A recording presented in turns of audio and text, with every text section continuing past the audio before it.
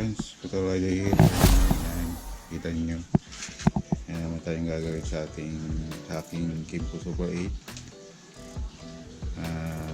2009 25cc Super 8 25cc.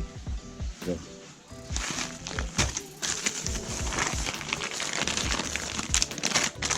share ko lang din yung mga picture nya, USB charger kasi na hindi na magamit yung Motovlog ko.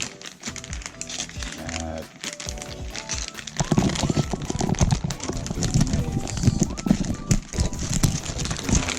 nagano na, stop up na gawa ng locker. Yung mga tie, cable tie, yan, apat, tapos velcro strap, holder. Dinouble check ko yan at kaya putol na yung wire, tinanggalan ko na ng balat. And susungkit mode na naman tayo using steel wire. Ang bala ko is dito ulit padaan yan, if ever, kung kaya.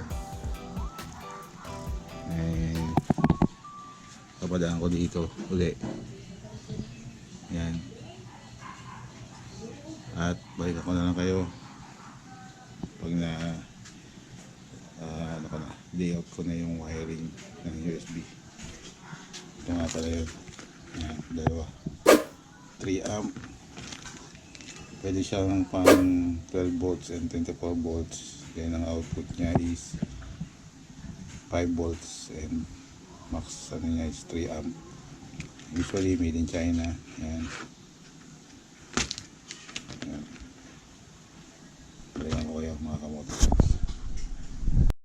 So mga kamoto friends, itatayarap ko na lang itong wire. Then ito ko lang yung pre-brace yan para protektado din sa ulan. Hindi ko na dito ilalagay kasi nakapatukat na ng tubig eh. Hindi ako sigurado kung waterproof to or water resistant. Kaya dito ko na ilalagay dito yan. May space naman siya, na-check ko siya. Space dyan. And ito na yung wiring nya. Kaya ano ko na lang sa ignition switch and sa body ground. Yan. Ngayon ko moto friends, ito yung USB, ito yung holder, tinahirap ko, nakatahirap din siya. Yan. At i-wiring na natin, ginapang ko lang dito sa sumuchepin, side mirror bracket, tinahirap ko din. Yan. And yan, ito yung sagab ano ko, side mirror and utility bar bracket din siya. Yan. At ito yung GOPRO 3 mobile phone holder ko.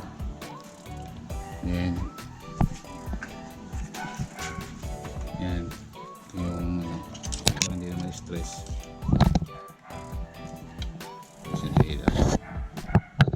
Yan. Hindi naman siya stress. At yan ko siya sa ignition switch at sa body ground. Yan. At balikan ko na lang kayo mga kamoto friends pag na yan mga kamoto friends, lagay ko na sa body ground. Yan. Ito yung body ground. Yan. Lagyan ko na, tinest ko na muna. Yan to. Then sa ignition switch nakikita ninyo yung ito red wire.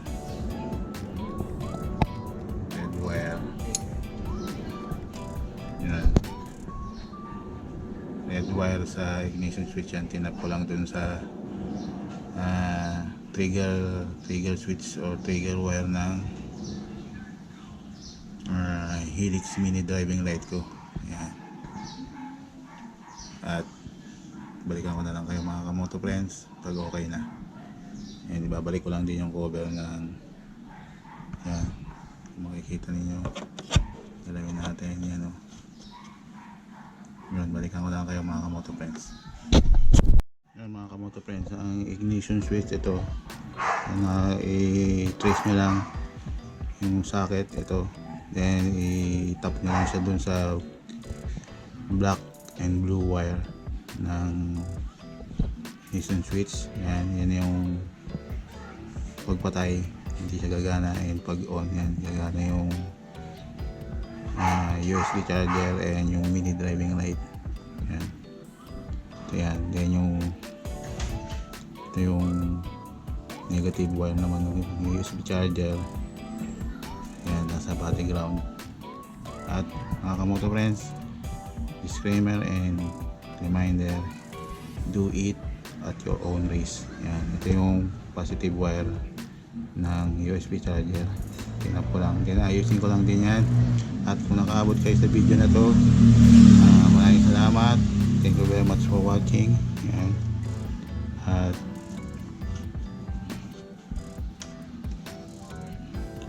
laging ko papaayos ko yan, papainis ko yung wiring, yung layout ng wiring pag nagka-budget tayo. Pero okay naman yan, ganito ganyan kasi dudumihan din yan no? Yan. At maraming salamat sa pag-abang at panonood at pag-support sa aking video upload at aking YouTube channel, and thank you very much for watching and supporting and waiting for my video upload and my YouTube channel. Yan. At balikan ko kayo. Yan. Inanan ako. Tinaw ko dito. Syncable tube. Yan. Hindi ako naghihinang kasi pag nagka-problema, sayang din magtatanggal ka. At ito, syncable tube. Wow. Super effective naman sa akin. At pwede mo siyang tanggalable siya. Yan. Saka yung mga ganyang connector. Safe naman siya. Yan. Balikan ko kayo. Linisin ko lang din. Test na natin yung yung USB charger. Yan mga kamoto friends, medyo madilim. At yan. Ito na yung aking USB charger. 5 volts 3 amp dual. Yan. Test na natin. I-on ko na yung ignition switch mga kamoto friends. At please don't forget to subscribe, like, share, and comment. Meron kayong katanungan and suggestion, try natin gawin yan at sagutin sa aking makakaya to best of my knowledge. And test na natin mga kamoto friends. Start muna natin para maging extra power.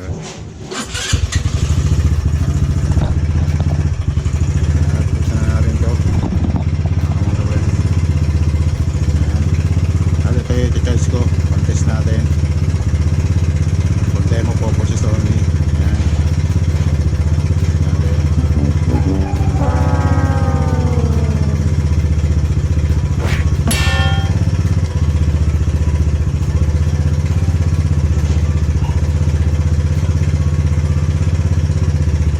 One hand, yan. Yan. Kapag gumagana naman siya, yan, nag-charge.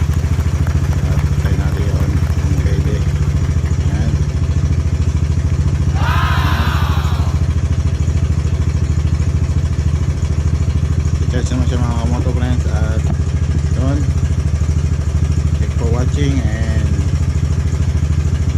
stay safe, stay home, stay healthy, stay clean, and pray always na maging okay na tayo lahat.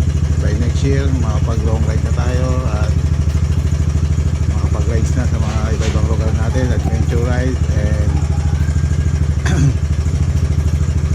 good vibes and chill lang tayo mga kamoto friends. And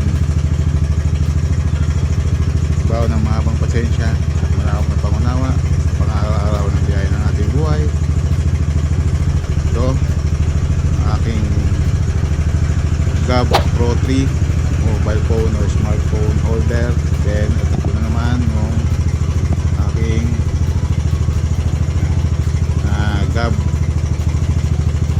Yan, makikita ninyo ito maliwanag. GOP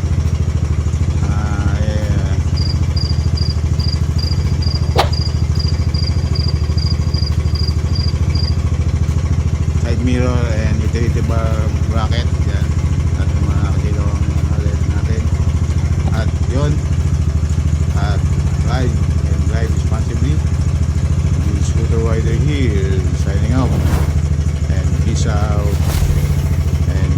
Pag may next video upload, bada bing bada boom.